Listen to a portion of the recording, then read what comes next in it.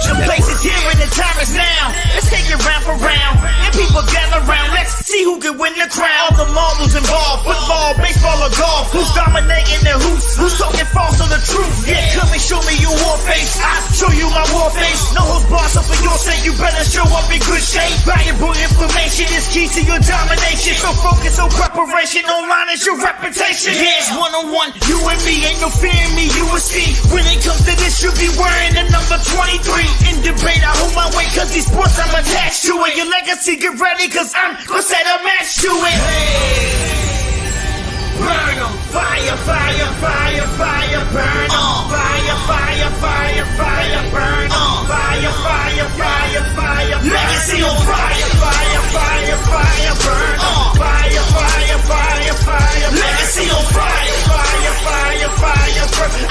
Fire, fire, fire, fire, legacy on fire. This week's panel from the Legacy Maker Sports Network, James Brown, Jay Quimby, and sports journalist Danny Thompson.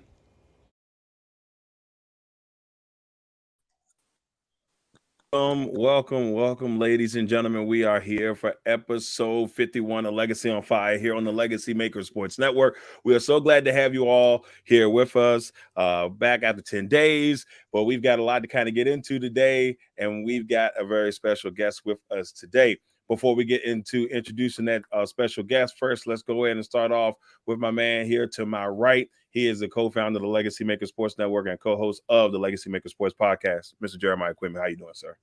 I'm doing well. How's everybody else? Doing good. And then right underneath Jay there is our lead panelist here on Legacy on Fire, Mr. James Brown. How you doing today, sir? Doing good, man. You know, back for another week, another episode, ready to chop it over the boys. Yes, sir. And our special guest today, super sports journalist, the man, myth, and the legend, Mr. Danny Thompson. How you doing, Danny?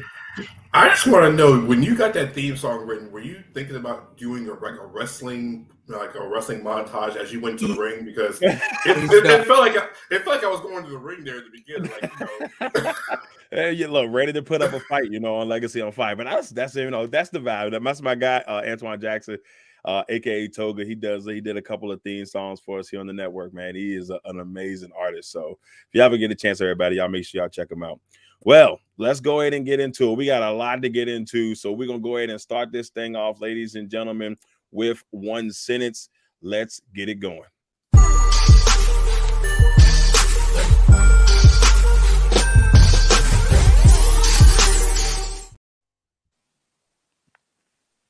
We're starting off one sentence with this fun one. I'm smiling a little bit. One sentence, your thoughts on the Game 7 performance of the Boston Celtics. A shocker, in my opinion. I'm gonna be honest with you. I did not see this coming, y'all, because I really, truly thought it was over for the Heat. I thought that the Celtics would go ahead and wrap that thing up. But hey, I was wrong, and gladly wrong.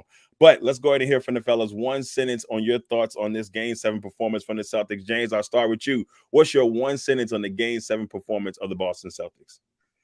Ooh, all right. So my one sentence for this would have to be ran out of luck. I mean, we saw that the Boston Celtics, they were down 3-0, able to come back for a 3-game run, and they just had the momentum going in their favor going into Game 7.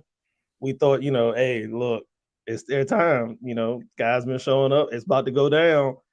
And promptly back on cue, it crumbled. It crumbled. Once again, it crumbled. And, Jason Tatum, he had the ankle injury early in the game, hobbled on the rest of the way. But overall, the Celtics shot, 39% from the floor and 21% from three? You just can't – that can't happen. Not in a playoff performance, not when you're championship on the line potentially. That can't happen. And, they just ran out of luck that night. All right, Jay, what's your one sentence on the Boston Celtics performance in Game 7? Jaylen Brown has made himself expendable. He didn't step up and fill when Tatum needed him. I didn't like the shot. 1 of 9 from 3-point range. So just the 3-and-D type of guy he's supposed to be. He wasn't. All right, Danny, we head to you, man. What's your one sentence on the Boston Celtics' poor Game 7 performance? I think I'm going to piggyback a little bit off what Jay said, but my sentence is a little different. Jaylen Brown needs dribbling lessons. 8 turnovers in Game 7 when you're asking for $294 million, including 5 of them being loose ball, getting the ball taken from you while dribbling. That's not going to be. Just he needs to invest in some dribbling.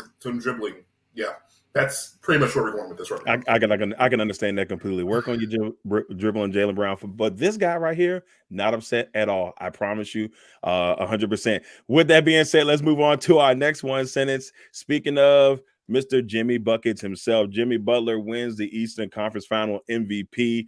There's a lot of difference of opinion on this one, so I'm very intrigued to hear what the fellas have to say on this one.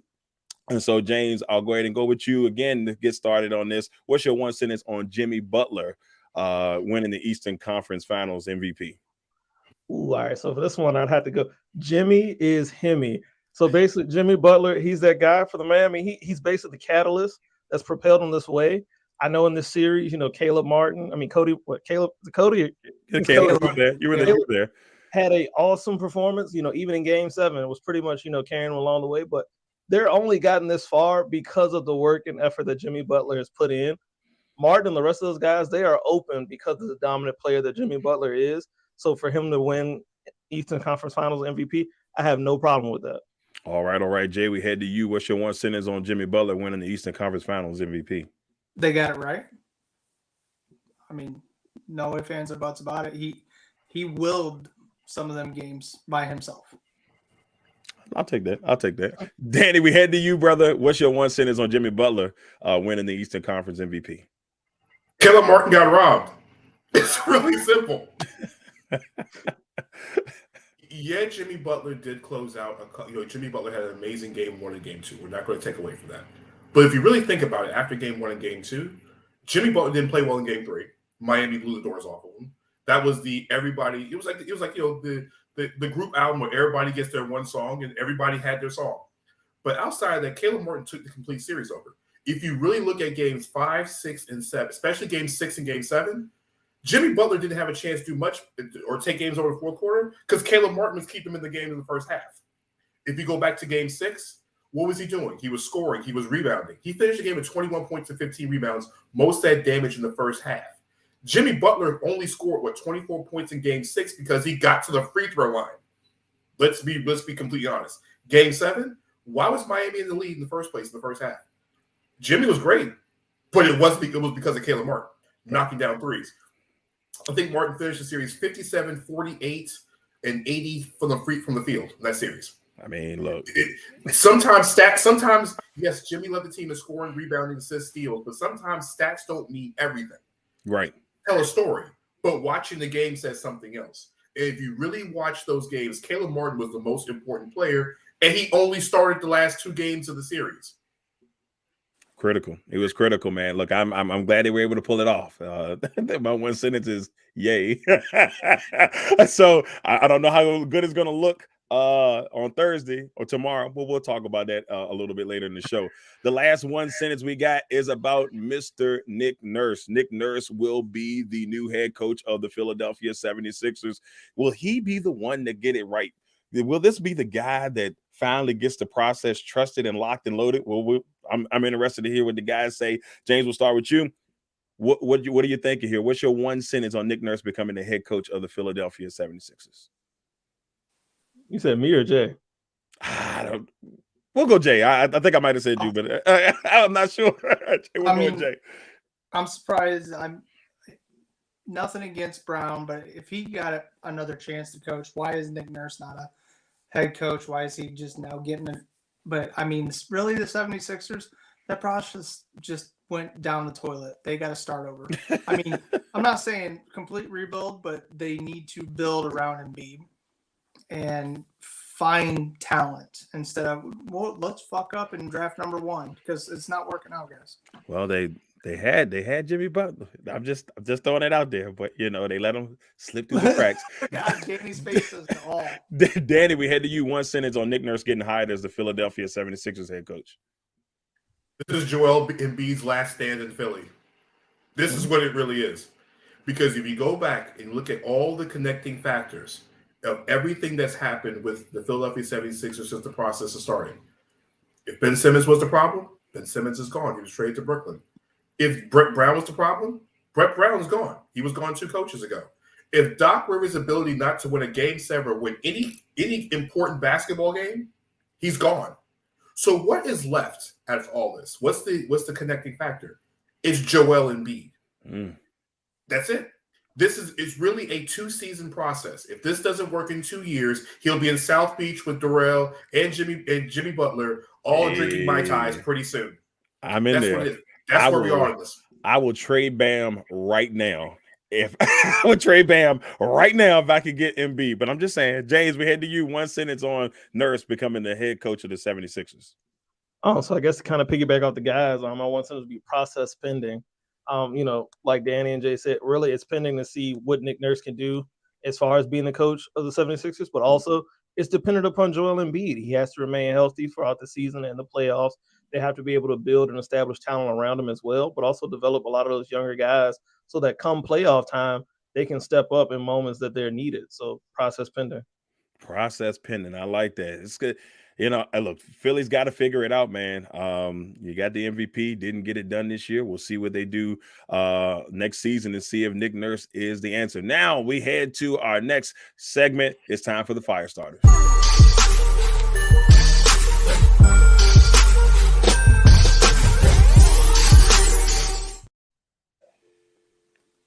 We're going to start the fire starter off with DeAndre Hopkins.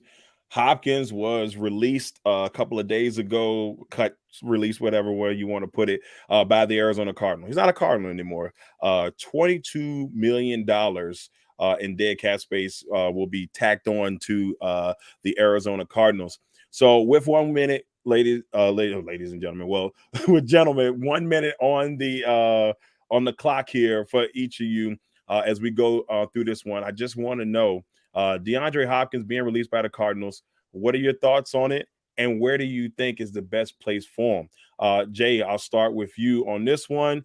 You ready to roll? Why? Okay, I know there was only 2 teams really interested in trading for him. I know it was a lot of cap to eat, but why not get something for him to try to help replace he's still one of the best receivers in the league. And I'm going to tell you, he's been talking to Larry Fitzgerald. He needs to go after that team that can get him a ring. The man needs to finish off, his legacy with, the ring. Got to have it. But, eating the cap says a lot about, the asking price of what they wanted. If he was to go somewhere and they had the money, I hate to say it, the Saints or the Panthers would be a good place for him. I don't want to see him in the South, but he wants to play with Carr, and that's why he demanded the trade to the Raiders in the first place, and now he's stuck with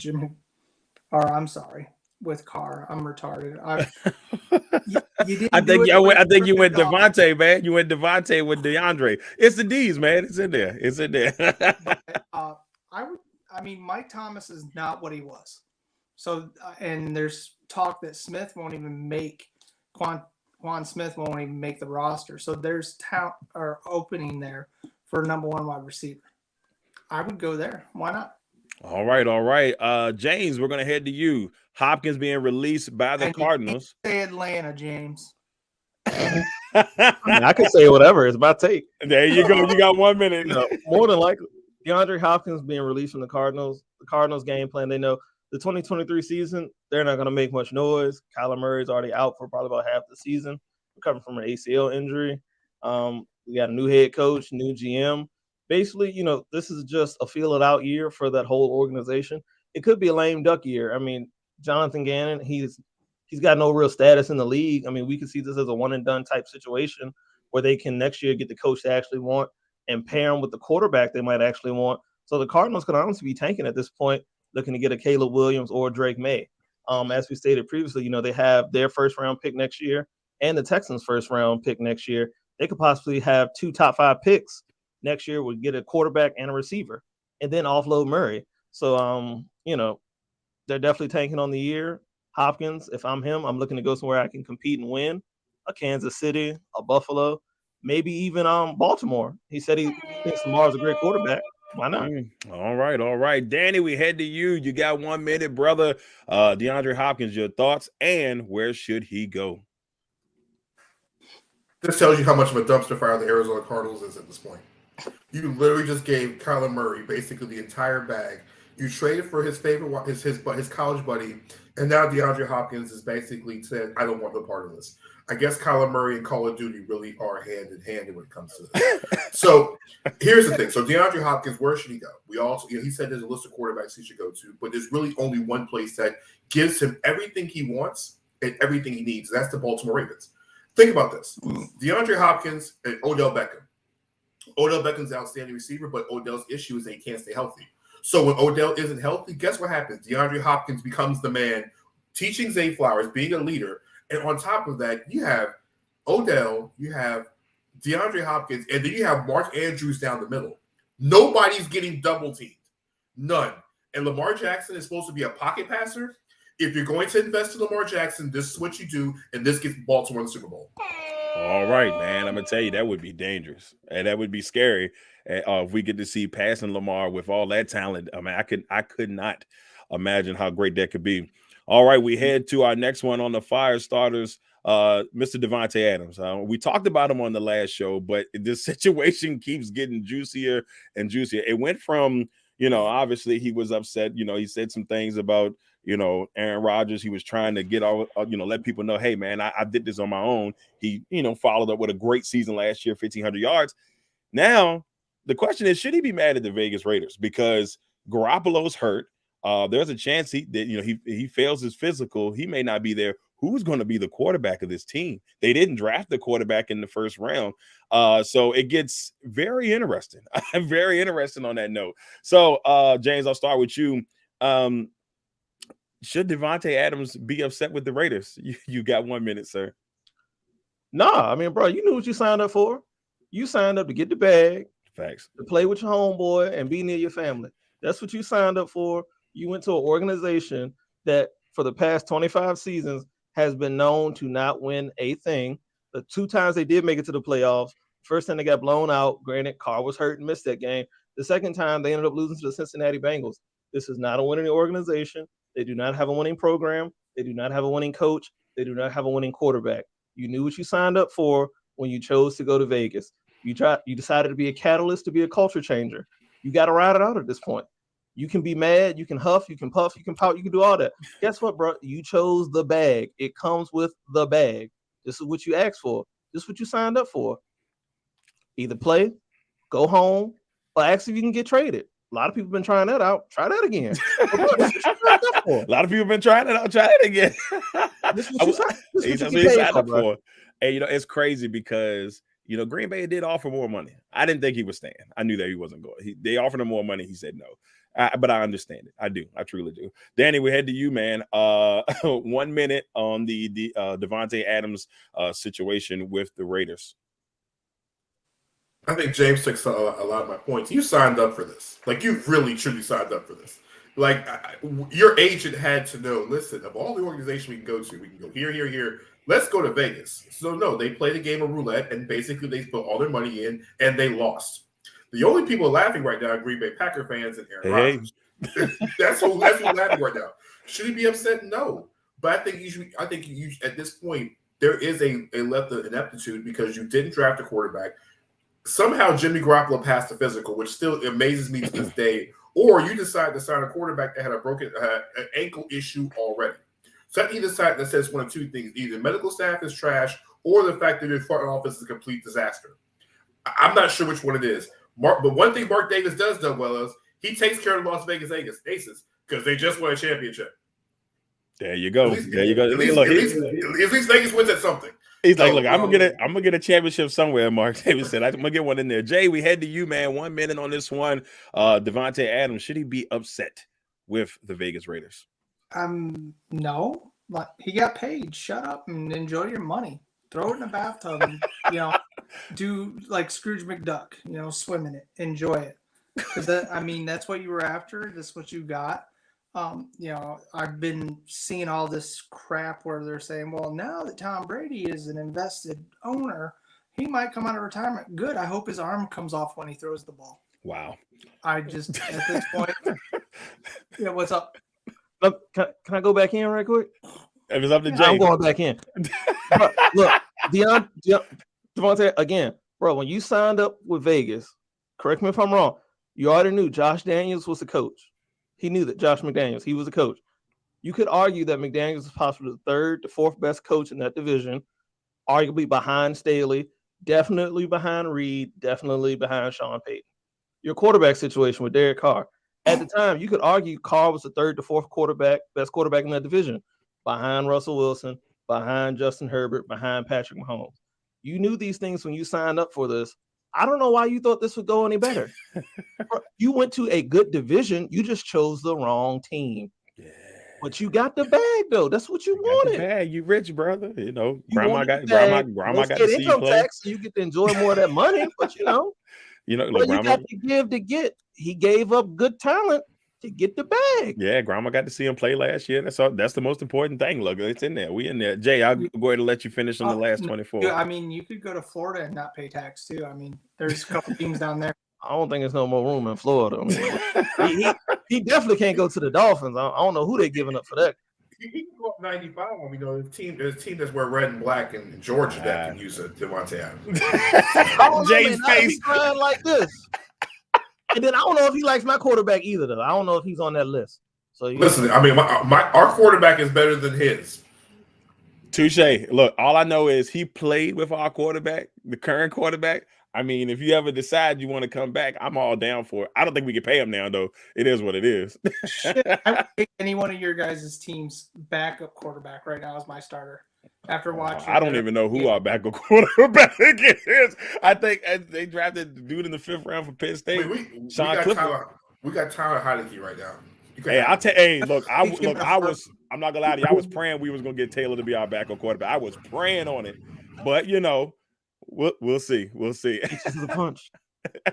All right, we head to our last one on the fire starters before we head to the main flame. Matt Araiza, I always say his name wrong, but the young man that was known affectionately as the punt guy. Last year, he gets drafted by the Bills, and things were looking up, and then next thing you know, he gets accused of something that's not so nice, and then come to find out months later that he's cleared. He's cleared of all wrongdoing. So I really want to get you guys' thoughts on this, because it's like his career may still even be over after even all this that went down. So I'm kind of intrigued. Danny, I'll start with you. What are your thoughts on the Matt Araiza situation? Cleared of the wrongdoings, could return to the NFL. What are your thoughts on it? If he's cleared and everything, if the team checks everything out, he's completely 100% clear, he deserves a second chance. I think I'm a person that believes in second chances. In a situation like this, if you're cleared of wrongdoing and nothing happened to you, and you have a skill set, you should be able to go back to what you were doing. Is it going to be, accepted right away? There's probably going to be folks that don't like it, but once again, nothing was found guilty. He was literally found innocent of everything. So he should be back in the league. I mean, why not? He was a really good punter when he was in the league, and every team could use a good punter nowadays. So I don't have a problem with him being back in the league. All right, Jay, we head to you. What are your thoughts on the situation, brother? The first thing is what happened to due process? Innocent until proven guilty.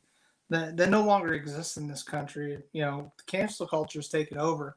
As soon as somebody said something about him, they cut him because they don't want the PR problems and things like that. I understand that, but let him have his due process and have his day in court to know. Because, I mean, knowing people that's had this done where somebody said one thing about him and it turned out they were just pissed off at him and it ruined their entire life. I mean, come on, people. Let's get it together. Yeah, that's a tough deal. Really tough deal. James, we head to you on this one, brother. I'm, glad that he was able to clear his name. But, it comes down to it at the end of the day. I feel like the fact he was only released in the first place is because he was a punter. In the NFL, it's not, I guess, viewed as a top position of value, despite his great status as a punter, even in college, and the nickname Punt God.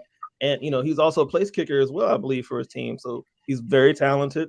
If he is truly that level of player. I do hope he gets another shot, and I do believe his talent would get him another shot. It's just that, is a team going to be willing to put up with this for a punter? Honestly, I think that's what it boils down to at this point, because of the fact that he's a punter, not high up on the position board. Is a team going to be willing to take that chance if the media does decide to carry the story left, or if the fans do show some type of phony outrage or legit outrage? Is an organization going to be willing to put up with that for a punter? If they are, he'll be signed within a week, or at least for camp.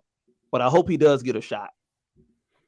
Well, we'll see if it does happen. I mean, like, the situation was kind of crazy. I do kind of agree with Jay. I mean, it's tough nowadays. I mean, you kind of, yeah, it's like, yeah, as an organization, like, do you want to go through it? We saw so much craziness, and the Deshaun Watson situation, really, obviously, that was the reason why. And it was like, look, man, we don't have time for this. We're trying to focus on winning the championship. So, but you also made a great point. It's like, if it was a position of value, he may still be on that Buffalo Bills team, but unfortunately for him, right now, we'll see what happens. I think he had a workout last week. I forgot which team it was with, but we'll see what happens here in the next couple of weeks.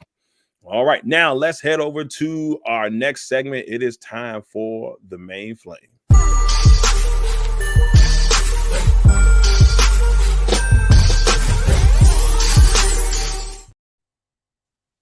So we got two topics in the main flame, and the first one has to do with the NBA Finals. We're set. We got an NBA Finals ready to go starting tomorrow night. The Miami Heat traveling to Denver. Looks like they did the right thing by going in and getting that plane ticket early so they can make sure that they had good seats on their flight to Denver. I don't know how the ride's going to be on the way back. Hopefully a cheerful one, but we will see. But the NBA Finals are here in front of us, and I'm excited to see what you guys are going to say. I know where I'm kind of leaning, but I just want to see where you guys are leaning. Danny, we'll start with you first, brother. What's your NBA Finals prediction? You got a minute. It's been crazy. It's been a crazy playoff run all season because we've tried to count the Miami Heat on multiple occasions. They lost the play-in game to Atlanta, and everybody thought this whole thing was going to fall apart. Then they ended up in the first round series with the Milwaukee Bucks, and people thought they were going home, and they punched the Bucks in the face and sent them home in 5 games. Then, okay, it's the Sixers. It's the Sixers year. It's finally Joel Embiid. It's the MVP. It's this, and this. No, didn't go down that way. Now you got Boston. All right, Boston's this. Boston's that. It's a rematch of last year. Boston is everywhere it goes, and Boston completely blows up in Game 7. It is what it is. So you look at the finals the way it is. You look at the Denver Nuggets. This is a different story. Nikola Jokic is a different animal. Jamal Murray's tremendous in the DHO of the dribble handoff. He's been killing it from the mid-range. Michael Porter Jr. It's Cinderella's time. The glass slipper glows away. Nuggets in 6. Joker gets the MVP, and Denver finally gets an NBA championship. I'm not gonna lie and tell you I disagree with you because I don't. We'll go in there. Jay, we'll head to you next. What is your NBA Finals prediction, sir? I agree with Danny. I mean, Butler's kind of, how much more magic does he have left? Is Martin going to still play to the level? Bam has been nowhere. Exactly. Trade him. And so for me, you got Jokic. The Nuggets, when we did our original thing, I said if they got healthy, they'd be the team to beat. And I think they're going to be – I'm sorry, D, but I think they win it in 5. It's okay. I'm not mad. I promise you I'm not. James, we head to you next, my man. What's your NBA Finals prediction? Man, Darrell, it's going to be tough because 3 for 3, I think the Nuggets get a ring. Yeah. I got the Nuggets in 6, man. It's going to be tough for Miami. They're definitely outsized going against this Denver team. It's going to take a miraculous performance from Jimmy Butler, along with Caleb Martin still hitting some of those miraculous shots. But then they're going to need another person, too, to step up. Because when you look at Denver, Jokic is an all-around player, offensive, defensive. He can pass it. He can shoot it. They can run the offense through him as well. But then you got a walking bucket as well in Jamal Murray. That's his backup. That's his wingman. Murray can score from anywhere on the floor. He can take it to the basket. He can shoot the 3 ball. I mean, they just got a lot of firepower on that side in Denver. And if those guys stay healthy, and Aaron Gordon or Michael Porter Jr., they also have the bodies to throw it at Jimmy Butler to slow him down the rest of the way. So, outside of an injury, I don't see the Denver Nuggets winning. I mean, the Denver Nuggets losing. Somebody's got a phone call. Well, I will say this Oh, though. yeah. I'm sitting here looking, and all I can say is, guys, find a way. But I got it, and I got it in 6. I think Miami will find a way to win 2 games, at least tough out 2 games. I'm the professional Darrell is going to say Denver in 6, but man, if I can get it in 4, man, I know better than that. I'll take it in 7. I don't care how it happens. I just want ring number 4 in Miami. But that's the fan. I think it's because Jokic will get himself in trouble. You know, this will be kind of a revenge game. Remember the the push with the Morris? Look, man, all we need now is Markieff Morris. I think it was Markieff Morris. I don't know if it was Marcus or Markieff, but whatever Morris twin, we need him back. I was signing for 1 He series. looked like he went into a brick wall when he was laying on the floor. He sold it. He definitely sold it. So it looks like it's a Denver party. I hope it's not the case, but I mean, I would not be surprised. Next, we head to our fun one here on the Main Flame. This one, I'm intrigued to hear. Who has the worst franchise in all of sports? Right now, there's a couple of good ones in there, fellas. There's a couple of good ones in there that we can choose from. But I am intrigued to see where you go with this. Jay, I'll start with you.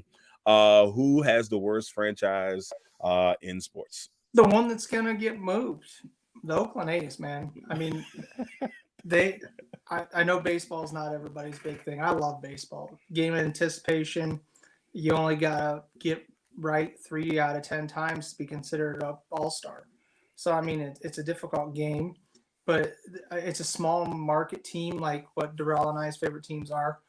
But they're not winning. They're 2-8 in their last 10. They're not drawing any fans. They're not, their money ball is up. So once they get moved, maybe something happens because everybody says they're gonna. I've seen the layout for that dome. Oh, that is beautiful.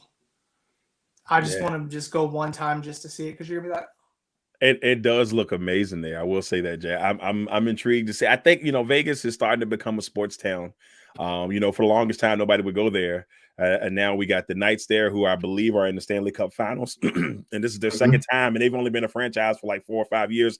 Their second time in. The Raiders are obviously there now. The Aces just won a championship, so people are starting to gravitate there. And I'm not as a Mariners fan, I hope they never win, but I do want to see A's fans get some love there because that's a tough deal. The real A's fans, because they just hate Oakland for whatever reason. The Oakland don't want no more sports team unless they're the Warriors.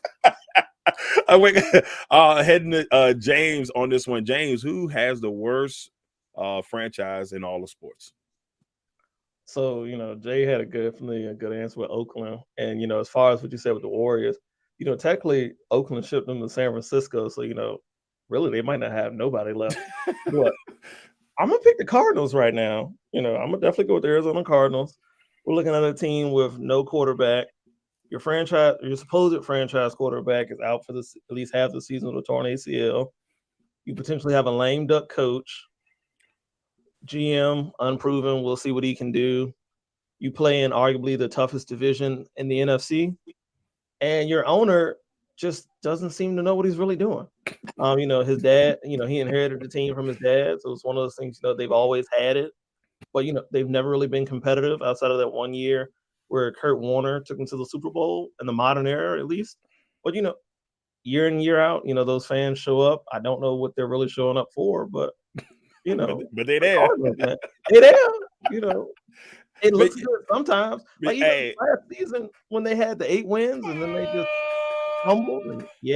But what's crazy about it? I saw this stat last year. I don't know what the stat stands now, but they lost like 12 out of like their last 13 home games. I'm like, how does that happen? And they've got a good fan base. Like if you see the crowds are packed. You see the sea of red.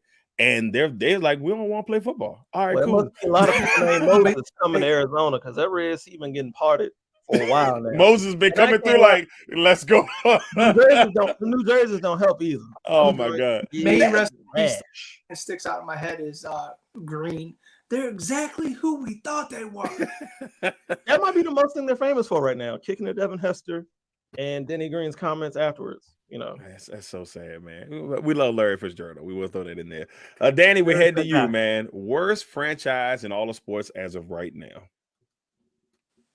All right, good. I feel like this question is loaded, and I feel like when Darrell sent me this on the outline, I think he was targeting me for this one. Never. So, I'm not going to say my favorite team because my team is completely terrible, but you know what? We're going to stay in this NHL thing.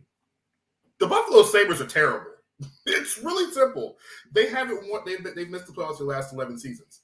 Their franchise player had a back injury, and still they decided to trade him. Oh, I forgot he plays in Vegas. Jack Eichel, the franchise guy, is gone. They drafted every player they drafted. They probably shipped out. They haven't been good since Pat LaFontaine was on NHL 94 at this point, and Dominic Hasek was making saves in the Stanley Cup Finals. That's the last time they were good. Oh man. Can any NHL fan tell me 5 Buffalo Sabres right now? Cricket. Buffalo's got a team? Buffalo's got a team? You can get more Buffalo Wings flavors than Buffalo Sabre wings. Oh, man, stop playing, man. Get out of here, Danny. Yeah. They like the Bruce Almighty when the Sabres won the Stanley Cup. And Major League had the Cleveland Indians never win the World Series twice. That's what I'm saying, man. How's that? That's crazy. They got to get in the chip. They got in the chip. I don't even know who I wanted to pick for this one because I was really trying to like dig deep. But You got for me, I think right now it's still the Houston Texans. I just don't like what they've done the last couple of years. They won a couple of division championships. I don't like the ownership. They help, they helped Deshaun Watson in his endeavors, and then try to pawn him off, like, nah, bro, like, and then they were a part of that, and I feel like they still didn't get the proper penalty for that. In my personal opinion, I think there should have been more to it, and I think as an organization, they have never been able to kind of get it going. I mean, they're 20 years into the league now. And they've had some good runs, but this last couple of years has been rough. So right now, for me, I think they're the worst franchise. Maybe they'll figure it out. I like DeMarco Murray. Not DeMarco Murray. Oh my God, DeMeco Ryans. DeMeco Ryans. DeMarco. But I still do like DeMarco Murray. But DeMeco Ryans, man, I like him. I was praying. Jay will tell you. I said, man, please don't go to Houston, man. I knew it was going to be tempting though because he was there. Maybe he can turn it around. But I'm not a huge fan of the Houston Texans franchise. All right, that is it, ladies and gentlemen, for the main flame. And now we're going to finish this one properly. It is time to put out the fire. Fire, fire, burn on. Fire, fire, fire, fire, burn on. Fire, fire, fire, fire, legacy on fire. All right, so we're going to put out the fire in this one. And normally I try to let the special guest go last, but our special guest does have to go. He's got some things to take care of this evening. First of all, Danny, we want to thank you for coming on with us, man, and being a part of the show. We truly appreciate it, man. You always bring the knowledge. You always bring the heat. We appreciate you dearly, brother. I know. I appreciate you being on the panel with you guys. We got to do this again sooner rather than later. Yes, I agree 100%. I agree 100%. So with that being said, Danny, sir, you have 1 minute. Put out the fire. All right, listen. For those who don't watch the WNBA, shame on you. I guess the NBA Finals is on and nobody's paying attention to the WNBA, but guess what? You should. Because guess what? It's actually on television this time around. The WNBA signed a deal with Ion. Yes, Ion Sports, who actually is run by Scripps, which is the people that do the spelling bee. They actually have a channel now that actually has WNBA games on Friday nights. This is the biggest season that the league's ever had, on top of the fact of there's more games on television anywhere else. And WNBA League Pass is $24.99 for the entire season. So why not watch it?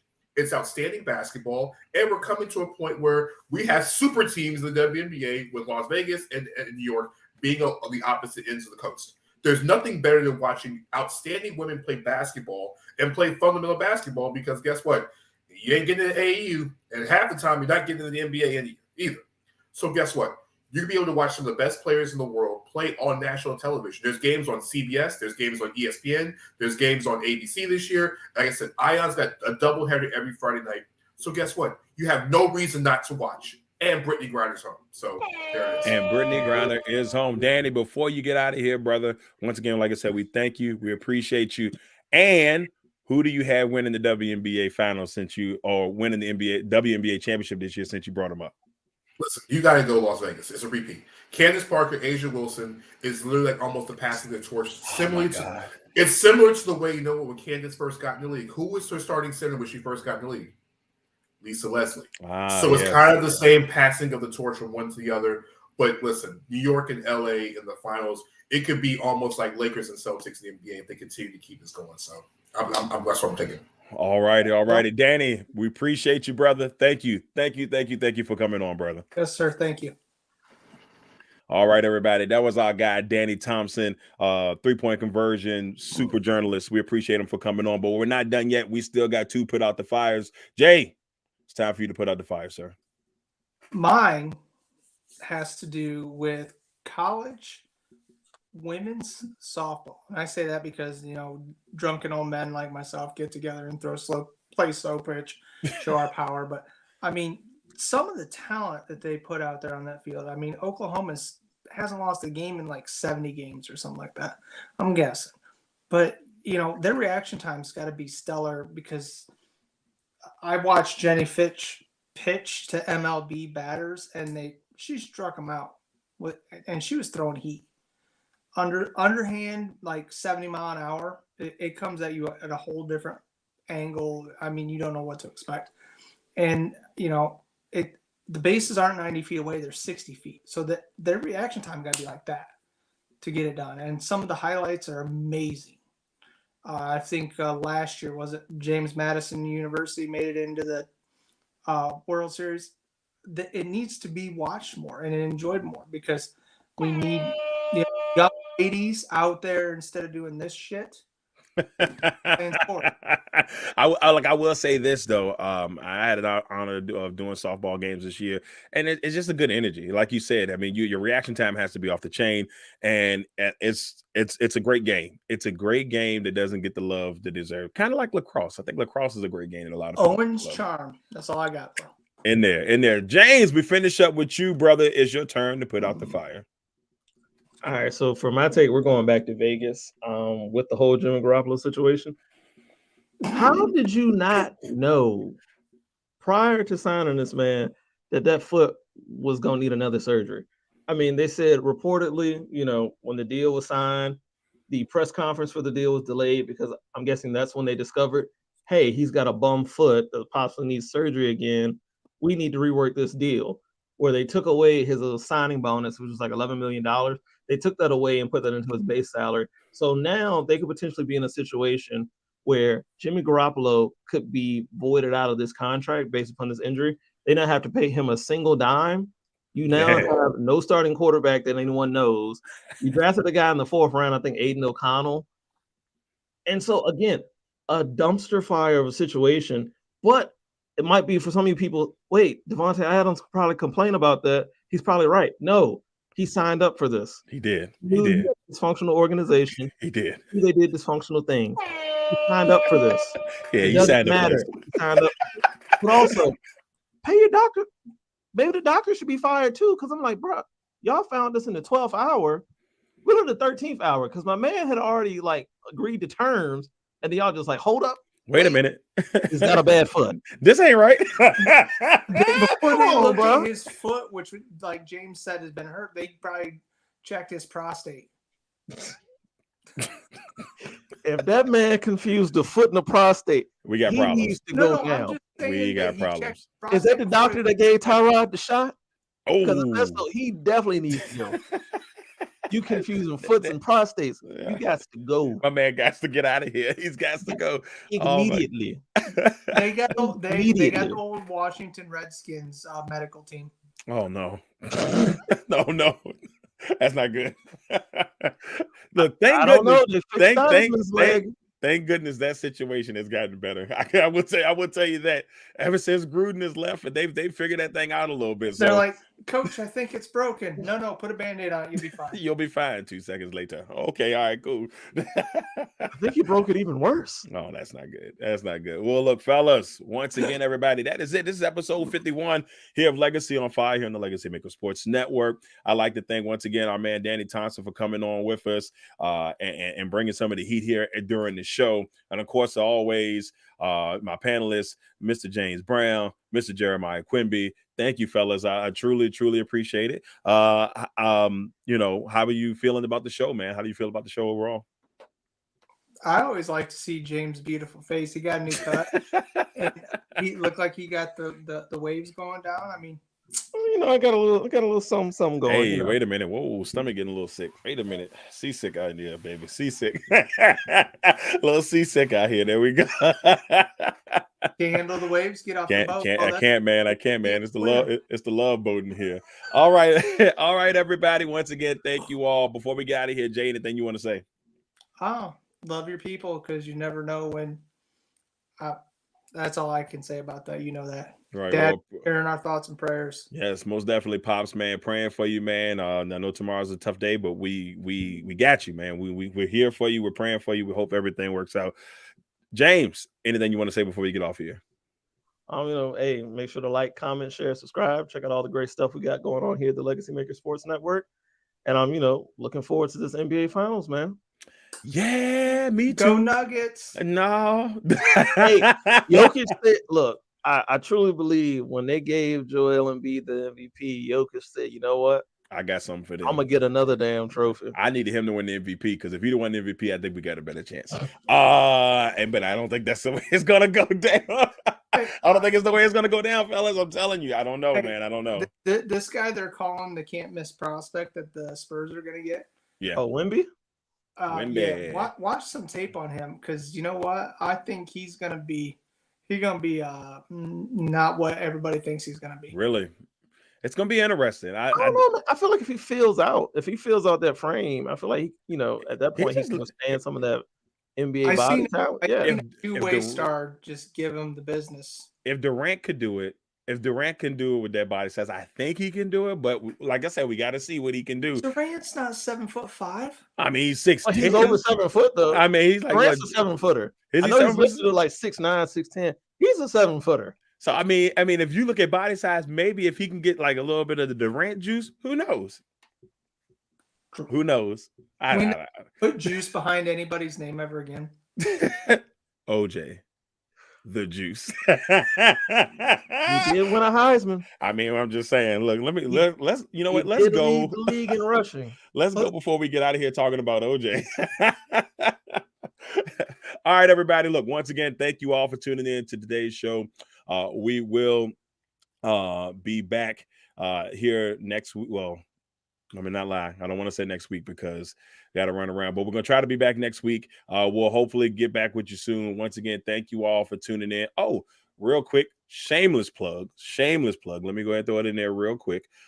This week, 101 returns. I got Emory Hunt, CBS Sports HQ, owner of the Football Game Plan and draft expert. So he will be joining me on Sunday for the season premiere of 101. So cannot wait to have him on. He's a really good guy, really smart man in the industry. It's going to be a pleasure to have him on. Once again, everybody, Darrell Owens, Jay Quimby, James Brown. Once again, thanks again, Danny Thompson. We will see you all. Hey, hold on. G, you're still beautiful, okay? I just haven't seen your sweet face in a while. Who? Wait a minute, G's on there? G, G, hey man, hey, we've been worrying, man. Yeah, man, you disappeared on us for a while. Oh man, G, look, man, we hope everything is okay, brother. Hope everything is okay. Once again, everybody, thank you all. We appreciate you. We thank you for everything, and we'll see you all next time.